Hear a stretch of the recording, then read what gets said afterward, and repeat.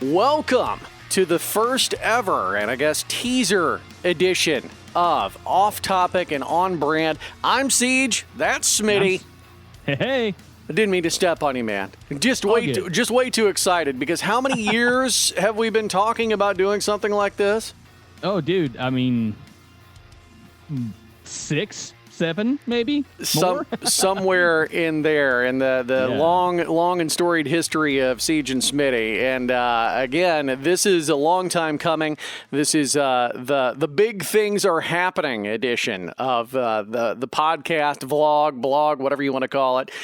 Two former radio guys, two college buddies that are further apart distance-wise, but closer relationship-wise than I think we've ever been. So I absolutely agree with that. It's like it took you moving away from here for us to realize it's like, man, we need you. We need one another. It's always up in the air whether we are which one of us is the out-of-town idiot. If you were a fan of the league, so I mean, yeah, it's interchangeable. I'm all right with that. So I think in this first ever episode, teaser, whatever we want to do, we kind of want to give the inside story as to who we are and why this podcast is going to be unique to us. Obviously, every podcast is unique to the presenters, but for us, we've got such a long and storied history that it's really just an excuse for us to bullshit with one another. Let's be real. That's all it is. It's our weekly get together, hang out, crack a beer, drink something else, but just bullshit and hopefully make each other laugh and make everybody else laugh too.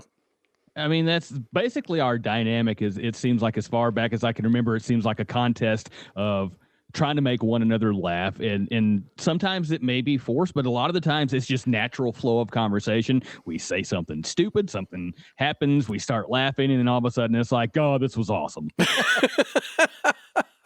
So to start things off, in case I am new to your world, I am Siege. That's been a long time nickname of mine. It was a radio handle that I had. Most people call me Chris, CJ, Christopher, whatever you want to do. Hey, you, I will turn and answer. Hey, asshole, that's what I get a lot too. But for the purposes of the episodes, Siege is what I'll lean on.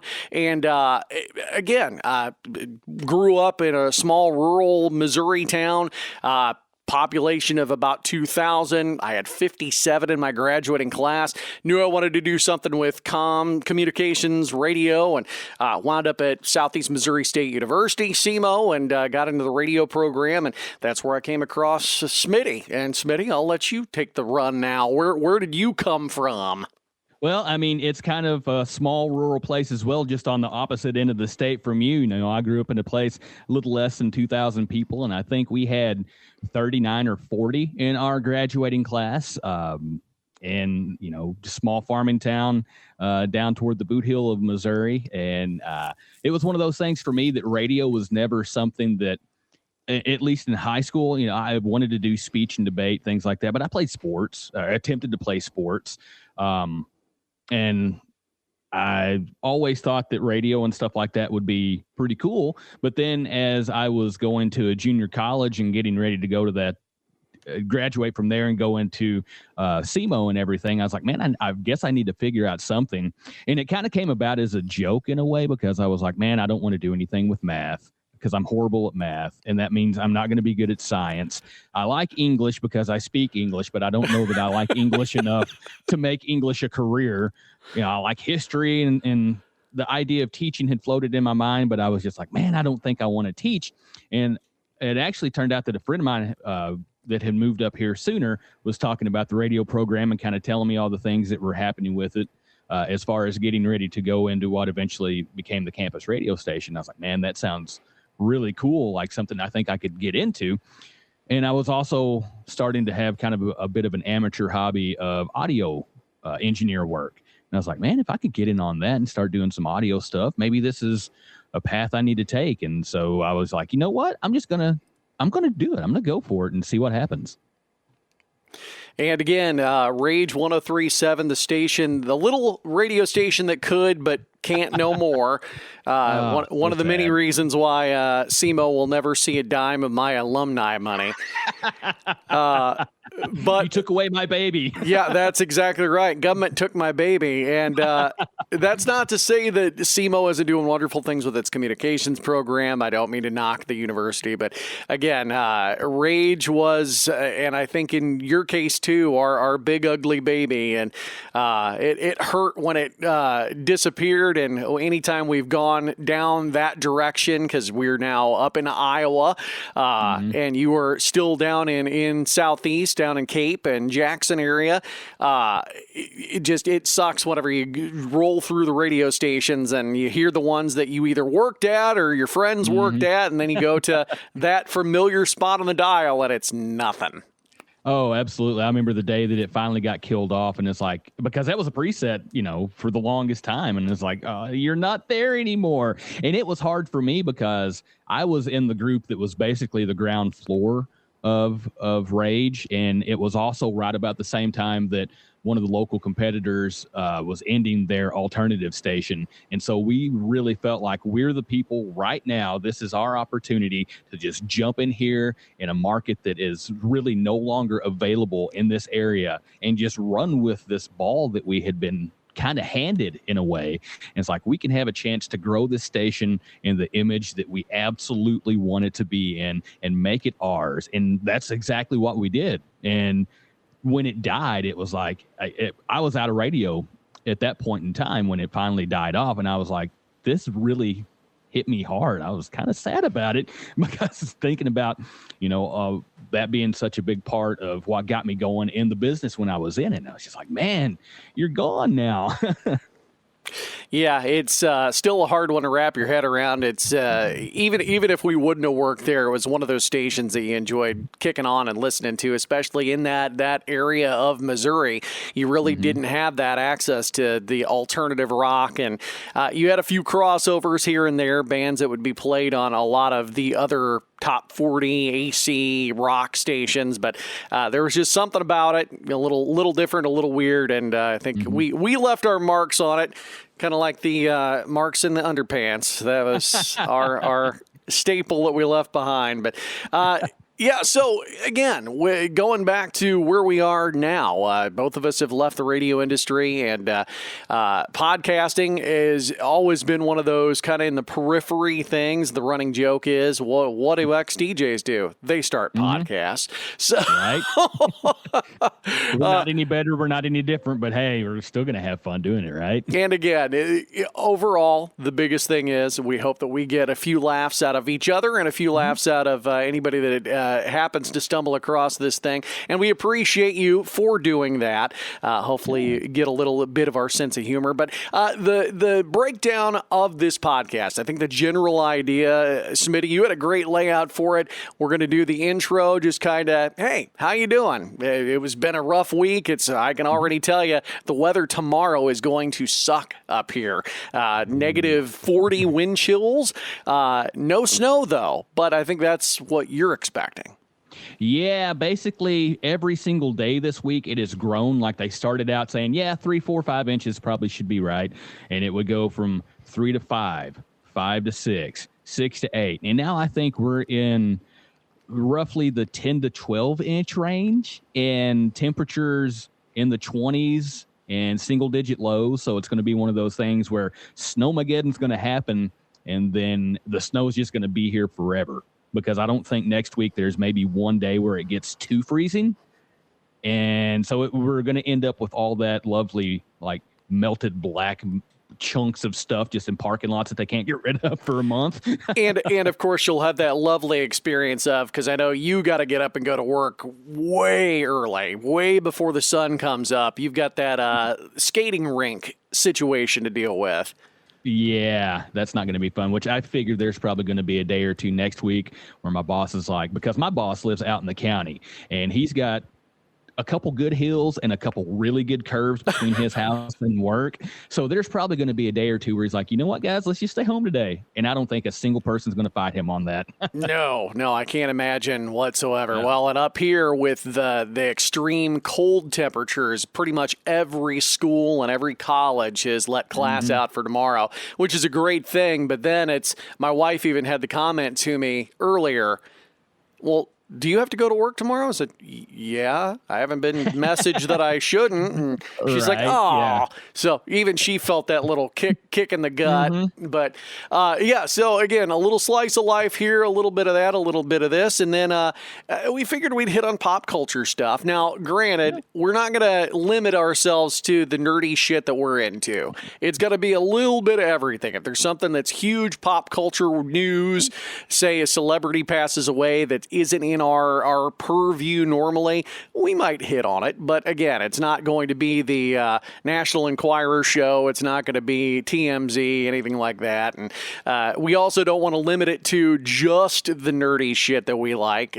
For example, we are big pro wrestling fans. We are definitely me a little bit more than you, the superhero genre stuff, but then you on the flip side are way more into D&D type stuff than I am. A little bit, so, yeah, a little bit.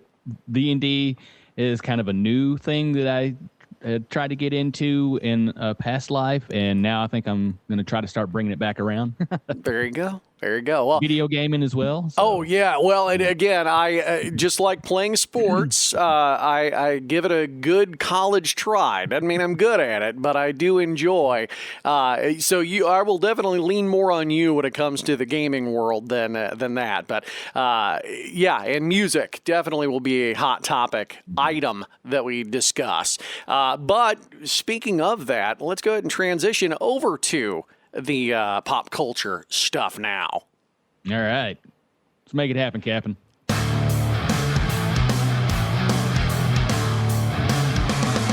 So, my big nerd out thing for the day, and I already shared it with you earlier, Masters of the Universe. For those elder millennial kids, late Gen Xers, He-Man and the Masters of the Universe. We had the cartoon. We've had several iterations of the cartoon throughout the years. One was really cool on Cartoon Network, and they axed it really fast, and it was about early 2000s. Really cool take on everything, but not changing it up too much. I enjoyed the Kevin Smith series that's a continuation of the original series on Netflix, throwing in a few different spicy things to it, and I've seen people bitch about it online, but you're not going to make everybody happy, whatever. And of course, then you had the 1980, I think it's 7 movie with Dolph Lundgren as He-Man, who might as well have been Sylvester Stallone in the Judge Dredd movie. Just not great. Not great. Although I will say this, it has one of my favorite Skeletors ever. Frank Langella did everything he could to chow scene whenever he was on camera. This new movie, they did a teaser yesterday. The real teaser came out today. I am geeked as geeked can be. The only thing that geeked me out even harder than that was probably, if not the Endgame Marvel movie. When that trailer came out, it blew my mind. The Daredevil series coming back to Disney blew my mind, blew my brain clean out. And then, of course, the newest, iteration of Ghostbusters. Not the last movie, but the first of the new ones. Answer the Call, I think is what it was. But either way, loved it and really enjoyed the movie. This one, I'm trying to temper my expectations so I don't get disappointed in it. But the biggest negative, the net zero that I have right now is Jared Leto is going to be Skeletor. He looks awesome, but he didn't talk in the trailer. I'm just going That's going to be the thing right there, too, because if he doesn't have the Skeletor voice, it's not going to work. And I say that because that's one of the things that I really know about He-Man. You're going to have to do the heavy lifting on this because I didn't get into He-Man as a kid. Like I was into G.I. Joe and Mask and stuff like that. Did not get into He-Man. So I never watched, I watched clips of the cartoon as a kid. A cousin of mine had some of the toys, but I never watched the movies. I haven't watched any of the other cartoons. So going into when you sent me that video earlier, I watched as much as I could at work. Haven't had a chance to watch the rest of it, but I was very impressed with the visuals and just the things that were coming out at me. It was really like just a stunning thing to look at, but also at the same time, it was like, don't know a whole lot about this universe. So I'm approaching it as I don't know anything about it. I'm curious. Educate me. Well, I doubt very much, unless I am ill or there's some school or work activity going on, that I will be missing out on opening weekend. As a matter of fact, that was the one thing that I had to make a note of when it's supposed to drop. June 5th is when it's supposed to come out. Amazon, MGM. So even if it doesn't have a long stay in the theater, at least we know with that Amazon hookup, that means that it will be on Prime in probably short order, at least one would hope. The big names in it, of course, I said Jared Leto. He is Skeletor, the big bad. Allison Brie, who's been in tons of stuff, including Community. Nice. She is going to be Evil Lynn, who was awesome, always a great character in the cartoons, the Kevin Smith reboot or continuation, whatever you want to call it, that was on Netflix. That character arc was just amazing in it. Idris Elba is going to be Man at Arms, which is basically the number 2 helper, good guy, kind of in the ranks there, and a ton of other people on the list. I'm just happy that there are so many of the cartoon characters that are going to be in it, because that was one of my big knocks on the 87 movie, that they only had Skeletor and Beastman. Those are the only 2 bad guys out of the whole list of the cartoon characters and all the figures. Those are the only 2 that were recognizable. Everybody else was new to the movie. Well, Evil Lynn was in it as well. But again, out of all the big bads that they had, those are the 2 they had. And just there was a lot to be said for that movie. So again, Jared Leto, provided you don't morbin it with Morpheus, the living vampire, or do your weird-ass take on the Joker. That's the concerning part about it, isn't it? Knowing the history he has as a evil character. Yeah, and I've already shared the GIF. I don't even know how many times of I'm blanking on his name now, from American History X, and Edward Norton. Norton in Fight Club beating the ever-living shit out of him. That's what'll happen if you fuck up Skeletor. That's just my personal take on it. But anyway, again, really cool trailer. I'm excited to hear, because you hear all these, this movie trailer racked up 1 million views in the first hour it was up. I'm excited to kind of follow along and see how many views this thing has taken, because thus far I've not seen one single shit take on it since the trailer dropped. Now, everything leading up to it, everything you could think of that people would bitch about was there. But this one, I think expectations are high for it, though. Because I think it's one of those things where people have wanted it for a while, and a good version of it, and it just seems like it hasn't quite lived up to what the expectation, it's the expectation versus reality thing, and people, it's not gone the way they've wanted to. Don't ruin my childhood. Blah, blah, exactly. Blah, blah. Rada. Yeah. Well, do you have anything to throw out for pop culture in our little demo episode? The main thing that stood out to me today was the announcement for Shoresy season 5 is getting released on Hulu here in the States. I believe it was February 21st was the release date for the American side of things. So we've got to wait like a whole month, because I believe the season finale was this week or last week. So we've got to wait a month from that until we can legally watch it here in the States, and I know both of us, the Jared Kiso universe has just become like almost to a part of life, the way that it gets quoted, the way we talk about it. And I'm just finally getting caught up on Shoresy, kind of by design, wanting to be ready for when this season released. And so now it's like, oh man, do I reboot it? Do I watch Letterkenny? Do I watch both? But I'm excited for it, because Shoresy, I was very hesitant to want to watch that show when it first came out. Not to want to watch it necessarily, but to think that it could do what Letterkenny did. Because I thought Letterkenny, especially like the very first episode, was is still one of the best introductory episodes for a series that I can remember in quite some time. It's And just not to step on you, but again, it's got that same quality as the King of the Hills of the world, or Scrubs, or How I Met Your Mother. There are so many that you can throw out. Like the first whole season of Parks and Rec, I thought was you could skip it if you're going back and rewatching it. You can start with season 2. To a certain extent, you can do that with The Office too. But then you've got Scrubs from the first episode. It was immediate. You either loved it or you were whatever.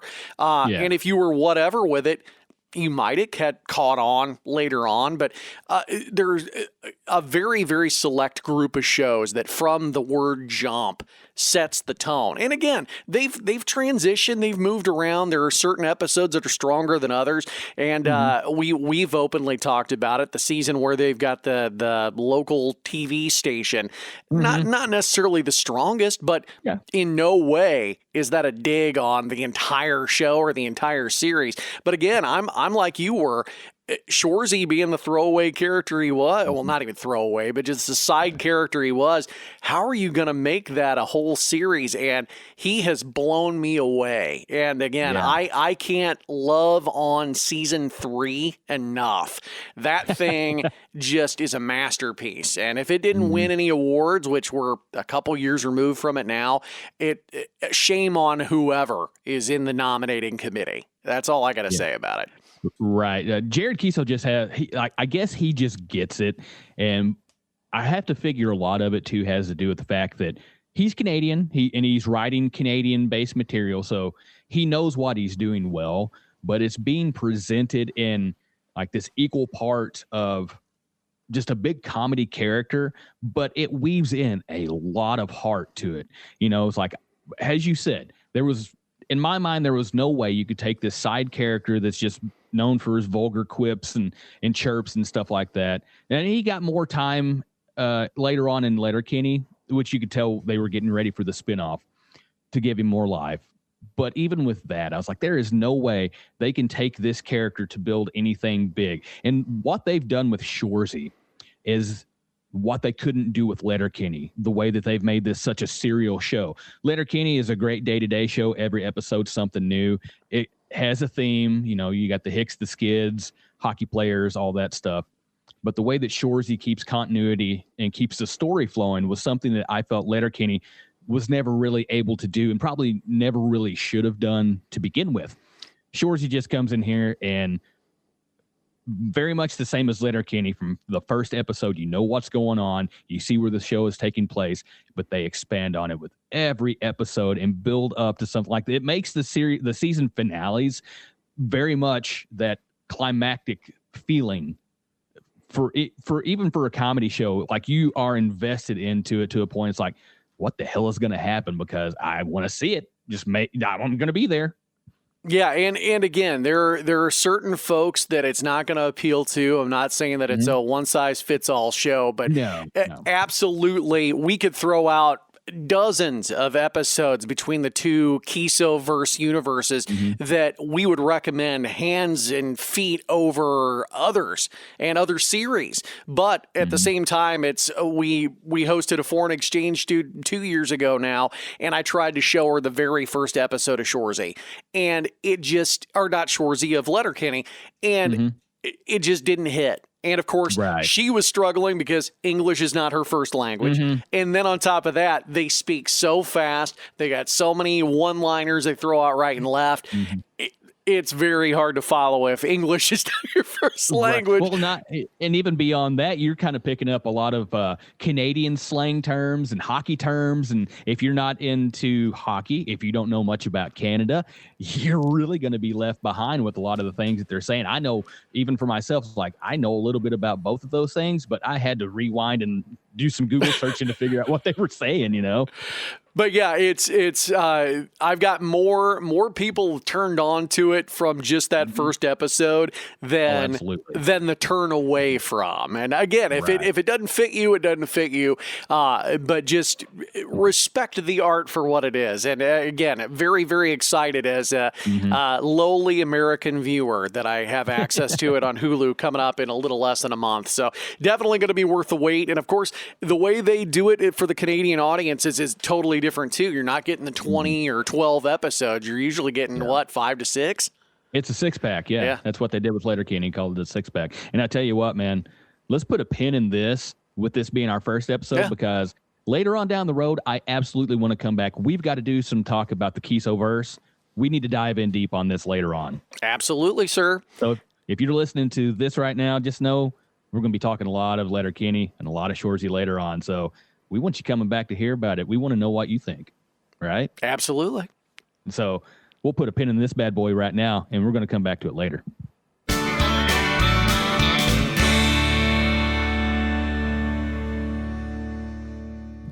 And now this is the part of the podcast that we are kind of referring to as the main event, the main course, the full-blown entree. This can be anything. We like to do our top fives. Coming off of my top 5 records podcast that I was doing. Also, we like to do mixtapes, and it doesn't have to be just exclusive to music. It could just be any topic, and we'll throw out a mixtape item. One of us takes a turn, then the other one takes another turn, and we go long form on why we picked that. Why does that fit in? So it could be shows, it could be books, it could be movies, it could be music, whatever the case may be. And wasn't there even a point in time when we started doing this thing in our daily texts and conversations where we're like, we should do a podcast called Mixtape My Life? And so now we're finally getting a chance to incorporate it into the podcast that we finally get to do. That's 100% correct. And we thought, out of all the different topics and things that we've covered, that we've got backlogged on our Facebook Messenger and text and everything else, that we could go back and regurgitate to you because it's a new audience. It's someone new that is going to get to experience it for the first time and have your own opinion formed on it. We thought, no, this is our introductory episode. We need to talk about a core memory, a singular moment that really solidified the friendship and just kind of our core group that is around us. And we like to refer to it just in common terms as the Pirate Hook Night. Oh my gosh, that was I still laugh, and it's one of those things where I don't have a whole lot of memories because of the Halloween party. So there's not a lot of memories to be made. I just remember I was Quagmire that night. I had a goofy red Hawaiian shirt, had my hair parted down the middle, was walking around doing the giggity, giggity, giggity stuff all night long, you know, really making that super annoying. And then one of the funny things that I do remember about this is the house that we had this party at, it was our band house. I was in a band in college, and all of us lived in this house. And then we had one other guy that was a friend of our drummer that was staying with us. He'd been 20. He either hadn't been 21 very long or was somewhere between 21 and 22. But anyways, we had this idea to have a Halloween party, and he got so excited because this was the first keg that he had ever bought. And it's somewhere there's a picture of him sitting in the corner where that keg was plopped, and he just has a bear hug on it. And when we were taking the picture, he's like, "Oh, it's my baby!" And he was beyond excited to be able to buy a keg for this party. And it was like the sweetest, funniest thing at the same time. So with the Halloween theme, again, being poor college students, you gotta do a DIY. So we went to the dollar store, and I honestly don't even remember what my wife now. She was my girlfriend back then, not even fiancés, but I don't even remember what she dressed up as. But I dressed up in my Real Big Fish T-shirt. It was the skull and crossbones, but they were fishing rods instead of the crossbones. And then I had at dollar store an eye patch, a pirate hook, and a pirate hat. And so, again, you can imagine what high quality these items were by doing that. Yeah. Did you have the earring, too? I can't remember if you had the big fake gold earring or not. Don't remember. It might have been one that came with it, and I just never threw it on because I knew it wasn't going to survive. Or maybe I did. Who knows? I can't remember. But anyway, yeah, so a college Halloween party, you can imagine the type of debauchery that was going on. It wasn't a frat party. It wasn't like people were toga-ing or anything like that. Nobody's parents' house were getting destroyed because it was college kids' home. So, again, a little crazy, but not anything that the cops got called for. Let's just set the stage there. There was maybe 25, 30 people there. I think so. Something like that. Like, it wasn't huge because this house wasn't big. There were 2 bedrooms, and they had converted the off to the side of the kitchen. They had converted the old garage area into like a step down living room type area. And then there was a basement that had a couple rooms in it. So it wasn't huge. It was big enough for 5 of us to live comfortably, but at the same time, it wasn't some sprawling sort of thing by any means. So we showed up, and of course we knew Smitty and several of the other guys that lived in the house, and then of course my wife was friends with a ton of people that were there. A lot of the girls that were there were either on her floor in the dorms or just she knew them from class and campus, and so we went to mingling about. And unfortunately, it was a dark time for me because when I get boozy, I don't get in the fight mode. I don't get angry. Oh no. I'm a chatty drunk. I was going in Mr. Social to everybody. So I got pulled aside at one point, probably one of the many times I had sprung a leak in your yard, you're ignoring her.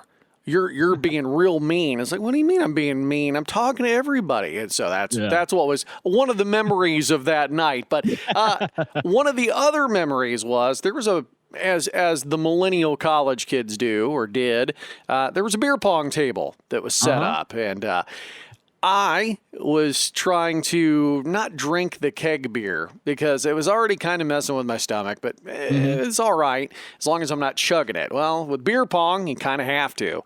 Well, we wanted to do doubles, as I recall. And it was the girl I was dating at the time in college, and then you and your wife, well, now wife. And I kind of volunteered her for the gig. So she said that she would play, but I was going to drink it all. So in my brilliant move, after we had had several shots throughout the night as well, there was another concoction floating around at the party that I decided, well, you know what? I don't want to keep drinking that keg beer. I want to drink more of this. What was that concoction there, Smitty? My man, we had jungle juice that night in one of those big coolers. Like, we had an obnoxious amount of jungle juice in there, which if you're not familiar with jungle juice, the way that we made it was Everclear. And I think there was, with the size of that cooler, no, it wasn't one of the big square chest coolers. It was like a Gatorade style cooler you'd see at a basketball or a football game. We made it in. We made it in one of those. But needless to say, when the base element is Everclear, that's pretty much all she wrote. So then I proceeded to then lose horrifically, if I remember correctly. Beer pong, played with jungle juice. I don't remember a whole lot more of that evening other than I Vesuvius vomited in your bathroom. I attempted to clean it up drunkenly. Then I was taken by my wife, now wife, back to the dorms. I was able to get from your house to the dorm, or to the campus lot. We walked back to the dorms, rode the elevator up to her floor, and then I proceeded to throw up at least 3 more times. And the 2 things that I remember the most was we were playing beer pong, and my team was winning fairly well. This isn't a bragging thing. This is just to kind of put it in perspective how much you ended up having to drink, because there's 8 cups, 4, 3, 2, 1. Yeah. 10 cups. 10 cups. So, 10 cups. that you ultimately had to drink, which are half full of jungle juice, which again, Everclear based. I think they did it Everclear, vodka, Sprite, and Hawaiian Punch was the way that they made their jungle juice. So it was like a double up sort of thing. Don't get me wrong, it was delicious from what I recall, but again, not the end result anybody would hope for. Dangerously delicious. One of those things that you don't know what it's doing until it's doing it to you. But I just remember we were out there playing Pong, and you just disappeared. And I was just like, all right, well, game's over. See you later, pal. And a few minutes passed by. Like, I think I stayed out there and played another game with some people. And your wife comes out. And I don't know how much time has actually passed at this point. It doesn't seem, in the recollection part of it, it doesn't seem like it was that long. What a coincidence. I don't know either. That is the one thing we have in common, my good friend. You could have been in there yakking for an hour for all I know, but it just seemed like a few minutes later, she comes out and she's, I got to take Siege home. I'm like, what's wrong? Does he not want to party anymore? No, he's just throwing up in your bathroom. I was like, oh my God, is he okay? Yeah, he's okay. He's just really drunk. It's like, okay. That was the official diagnosis, and it was 100% factual. I did not need a second opinion. Mm-hmm. And one of the things where this story gets its name from, and it turned into being one of my favorite things in the world. Party's pretty well over, party's over with. Everybody's gone home. We find the pirate hook in the bathroom. So it's like you threw up so hard you lost your freaking pirate hook. Don't say I don't commit to a bit, man. I held on to that thing the whole night. So we find your freaking pirate hook in the bathroom, and my roommate at the time, housemate, that was the one that was excited to be buying the keg, had a deer head mounted up basically on the wall behind the couch.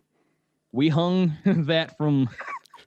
We had put Mardi Gras beads around it and hung that from the Mardi Gras beads. And that hook stayed up there until the day he moved out. That following summer when our lease was up and he moved out, that pirate hook stayed up there the entire time and was our memory of this Halloween party. And just like the podcast, if we can get you to smile or get a good laugh out of just something, just one little bite, just like you guys walking past that pirate hook in the apartment, I'm sure every single time you walk past it, you laughed. What a dumbass.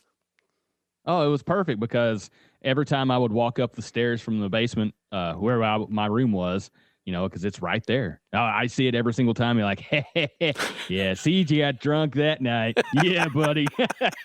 But it was a great memory because, you could sit there on the couch, you'd look up and you see that thing. It's like, man, we had a good time that night. We had a freaking really good party. People got drunk. People had fun. Absolutely. Absolutely. Well, again, one of those core memories, not only a foundational moment for the friendship, but just a great story because nobody got hurt. And a lot of other people were able to help fill in the blanks throughout the rest of that night. We had a good time. People drank. I remember my buddy that bought the keg that night realized that he could blow fire with some of the leftover Everclear. So I remember him standing out back with one of those big grill lighters, just blowing fire until like half a bottle of Everclear was gone. That was exciting for everybody. I think you were gone at that point, but yeah, he did that for probably a good 15, 20 minutes just because he realized in his drunken invincibility moment that he could blow fire. Like, that's a talent I never knew I had. Here we are. Well, and hopefully he didn't burn off most of the hair on his face either. No. Man was good. And again, this is the budding age of YouTube, and a lot of the camera phones were potato quality. So I don't think many of those have gotten out anywhere. So that's a blessing in disguise.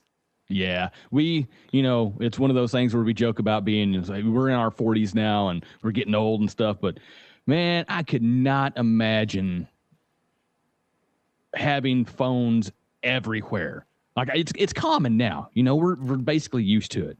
And it's not like we did bad things, but just being able to go to an event, a party, whatever you're doing and not have somebody doing this the whole freaking time, that's looking back on it now, I was like, man, that's kind of awesome that we were able to live in life where that wasn't the common thing. Oh, absolutely. Absolutely 100%. Well, again, this is borderline a full episode. So I think now's a good time to cut it. A good teaser for off topic, on brand. Definitely a good indicator of what you're going to get in the future. And my friend, thank you for allowing us to get together and do this. And I'm looking forward to many, many more of these. Oh, heck yeah, dude. We're going to keep doing this until either our voices quit or something explodes. So I'm hoping that, neither of those happen. I don't want anything to explode, obviously. And I kind of still want to keep talking for, a while. Gear's expensive. I don't want to need any of this stuff to blow up. No, not at all. I just invested in a new laptop, and I don't want this thing to already need to be replaced. Well, when it gets dirty, don't throw it in the washer. That's the most important thing you can do with it. I'll just hang it up outside or something. Well, there you go. I mean, the clothesline is always a more practical way to go about it. Yeah. All right, man. All right, man. Well, again, thank you so much for this, and I'm sure we'll be shooting the shit sooner rather than later. And again, for those of you that are just now joining us, make sure to join us for more shenanigans throughout the way, and hopefully less technical issues that pop up as we go along.